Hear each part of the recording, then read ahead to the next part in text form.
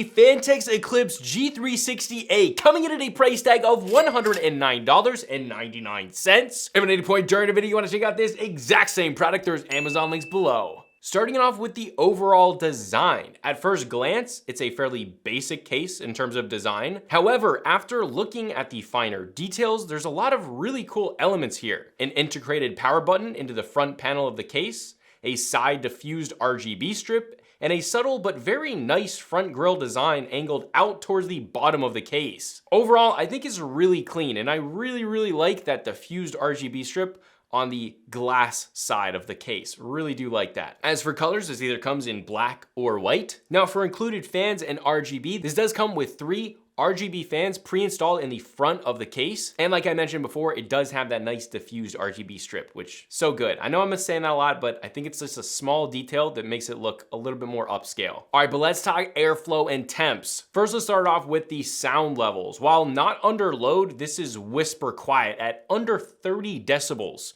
30 decibels, very low. It is under 30 decibels. That's with the stock fans in the placement that they have them, as well as adding in extra fans you can see in the build. So that's very quiet at just like normal desktop use. And all the decibel readings were measured from only 12 inches away, which is fairly close. With fans on full, including the 360mm AIO that I put in this hit 46.3 decibels, again at 12 inches away. Overall, I'm very impressed here with the sound level, although part of that is due to the front fans not having as high of an RPM, but still overall very impressive. Now, being an airflow case, temps were great here. No problems at all. I built this case with a 3080, and honestly, you'd have no problems with really any graphics card. Temps were super low across the board. And again, that is with the 3 included stock front fans and an added 120mm exhaust fan, and then obviously a 360mm AIO mounted on the top. So not a crazy build at all, but temps were great across the board. All right, but all that's great, but if the cable management and ease of build is trash, well, it's not going to be a top. So, well, how is it? Cable management here is really good. It's pretty much what you'd expect from your average ATX case. There are definitely tie down points, but not a huge amount. However, the biggest shortcoming here with cable management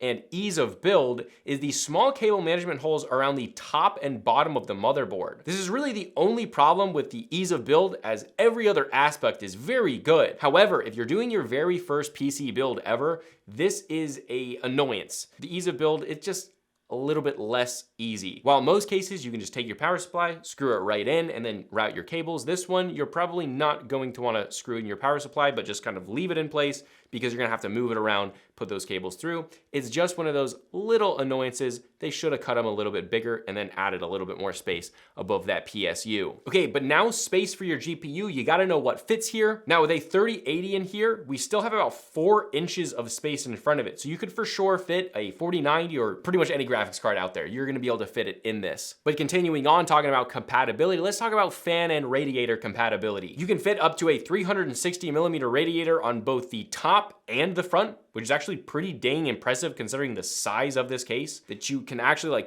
you can fit a ton inside this case, which was very impressive as it's not the largest ATX case out there. Now to me, this makes it a very attractive looking case and an attractive buy, even with that cable management shortcoming. If you've already built your PC before and you're like, yeah, I can get over it, I'm doing it once, no big deal. Now continuing on, this can fit 3 120mm fans on the front, no 140s here, so you cannot put 140s on the front. On the top, you can either fit 3 120mm fans, or you can fit 2 140mm fans. And then for that rear exhaust, this only fits 120mm fans. Now for SSD and hard drive mounts, we have 2.5-inch SSD bracket with 3 mounting locations. Then you have a pull-outable 3.5-inch hard drive bays, which is very cool to see that. I like that. Overall, if you want a case that can accept the largest GPUs, 360mm AIOs has a little bit more flair with that RGB side lighting and included RGB front fans, while still maintaining a small footprint and good thermals, this is a great case. Again, if you want to check out this exact same product, there's Amazon links below for the US, UK, Canada, and international links. And if you want to check out my main channel with longer form content, you can check that out right here. But this is a consumer tech review, high speed, and I'll see you guys in the next video.